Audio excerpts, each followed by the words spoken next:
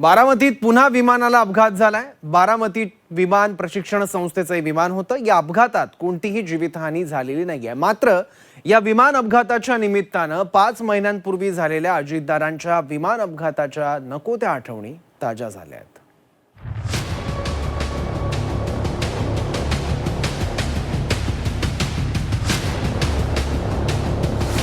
बारामतीत पुन्हा विमान अपघात।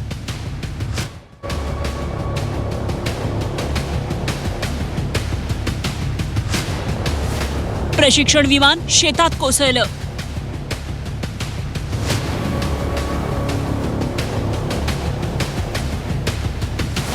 पाच महिन्यात बारामतीत दुसरा विमान अपघात।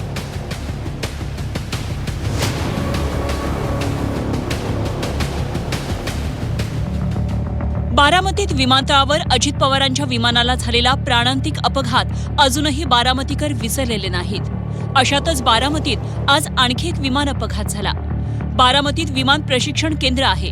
या प्रशिक्षण केंद्रातील एका विमानाला सकाळी 8:30च्या सुमारास अपघात झाला। विमानानं उड्डाण केल्यानंतर विमानात अचानक बिघाड झाला। विमान गोजूबावीच्या शेतात लँड झालं। सुदैवानं वैमानिकाला कोणतीही इजा झाली नाही। 8:30 काय तुम्हाला कसं कळालं काय होतंय, आजूबाजूला काय घडलं, कसा आवाज आला? कळालं नाही। मी हे यंत्राच्या आड होते, फक्त ह्याला इमान धडकल्यावर मी उठून उभा राहिली। काय वाजलं मग तर इमान, मी म्हणलं आता काय खरं नाही बाबा, इमान पडलं म्हणल्यावर थोडी मी पड्यात सरली, पुन्हा इमान खाली बसलं। इमान खाली बसले, मी बघाय आली, म्हणलं माणसं आत किती काय झालंय बघावं म्हणलं। तर आमच्यातली काय म्हणली, पुढे जाऊ नको, पेट बिटल इमान, ते तिथे आयला असतं। मग अजून मागे सरली। मग ते किती माणसं होती त्याच्यात? एकच काय शाबत होतं? लागलं होतं का त्यांना? काहीच नाही अजिबात झालं त्यांना। मग त्यांनी काय केलं, सगळं बंद केलं, बाहेर निघलं दार उघडून, काय झालंय का तर नाही म्हणले काय झालं। मग त्यांनी दार बिरं उघडून बाहेर निघले, आम्ही सगळी जवळ आलो, नव्हता आम्हाला। विमानाला झालेल्या अपघातामागे तांत्रिक बिघाड असल्याचं सांगण्यात येते। असं असलं तरी विमानाचे पायलट पाझर तलाव भागात स्टंट करत असल्याचा दावा स्थानिकांनी केलाय। अपघात तर आहे असं रेडबर्ड कंपनीचे येते काही लोक सांगत होते, परंतु आम्हाला असं वाटतं की हे रेडबर्ड कंपनीचे जे पायलट तिथं ट्रेनिंग घेत आहेत ते स्टंट करतायत। बऱ्याच वेळा त्यांनी गावामध्ये स्टंट केलेला आहे। इथून या विमानापासून 200 ते 300 मीटर अंतरावरती वाघजाई पाझर तलाव आहे।